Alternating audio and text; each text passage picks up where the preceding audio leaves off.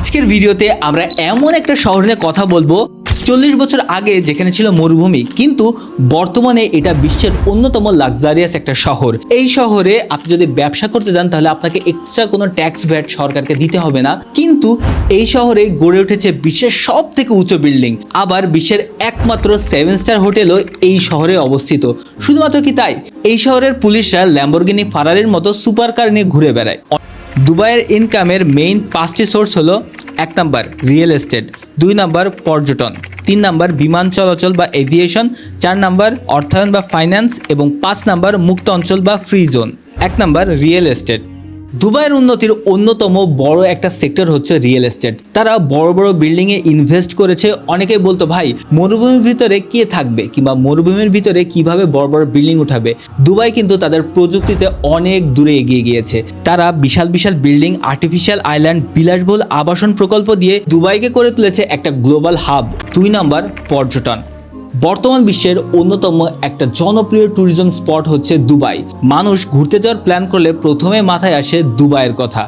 তাদের পরিকল্পনা দিয়ে মানুষের তৈরি বিভিন্ন স্পট তৈরি করেছে, যেমন বিলাসবহুল শপিং মল, আধুনিক ভবন, আরব সংস্কৃতি। এইসব পর্যটকদের অনেক বেশি আকর্ষণ করে। এইসব পরিকল্পনা থেকে দুবাই সরকার তৈরি করেছে বুর্জ আল আরব, বুর্জ খলিফা, দুবাই মলের মতো বিশাল বিশাল সব ট্যুরিজম স্পট, যেখানে প্রতি বছর ঘুরতে আসে লাখ লাখ ট্যুরিস্ট। দুবাইয়ের মতো বাংলাদেশে কিন্তু বিভিন্ন ট্যুরিস্ট স্পট আছে যেগুলোর প্রতি আমরা ফোকাস করি না এবং একদমই সেখানকার ডেভেলপমেন্ট হয় না। সেগুলো যদি হতো তাহলে বাংলাদেশও কিন্তু খুব ভালো একটা ট্যুরিস্ট স্পট হতে পারত। 3 নাম্বার বিমান চলাচল।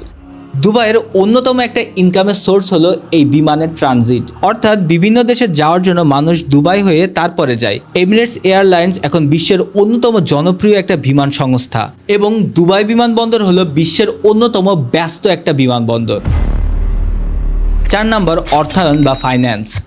Dubai international financial centre DIFC হলো সংযুক্ত আরব আমিরাতের দুবাইয়ে অবস্থিত একটি বিশেষ অর্থনৈতিক অঞ্চল, যা 2004 সালে প্রতিষ্ঠিত হয়।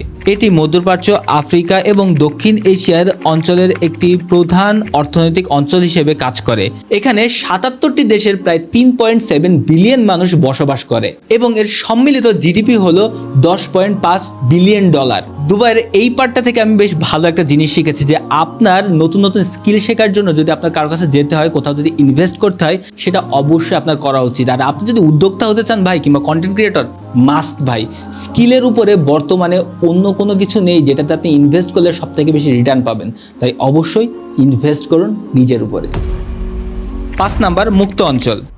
দুবাইয়ের মুক্ত অঞ্চলগুলো যেমন দুবাই ইন্টারনেট সিটি আর মিডিয়া সিটি বিদেশি বিনিয়োগকারীদের জন্য কর ছাড়, 100% মালিকানা এবং সহজ ব্যবসার পরিকল্পনার সুযোগ দেয়। এইসব ফ্রি ট্রেড জোনে কোম্পানিগুলো ব্যবসা করার পরে তাদের মূলধন এবং লভ্যাংশ তাদের দেশে সহজেই পাঠাতে পারে এবং এখানে আমদানি রপ্তানি শুল্ক ছাড়ও পায়। এখন সংযুক্ত আরব আমিরাতে 40টিরও বেশি মুক্ত অঞ্চল আছে এবং এগুলোতে 20,000-এরও বেশি কোম্পানি কাজ করছে, যা দুবাইকে একটি বৈশ্বিক ব্যবসার কেন্দ্রস্থল হিসেবে গড়ে তুলেছে। যদি দুবাই কি করেছে, বিভিন্ন দেশের বিভিন্ন কোম্পানিকে তাদের দেশে এসে ব্যবসা করার সুযোগ দিয়েছে, তার জন্য ছাড় দিয়েছে, যার ফলে যখন অন্যান্য দেশ থেকে মানুষ এখানে এসে ব্যবসা করা শুরু করেছে তাদের অর্থনীতি কিন্তু আরো স্ট্রং হয়েছে।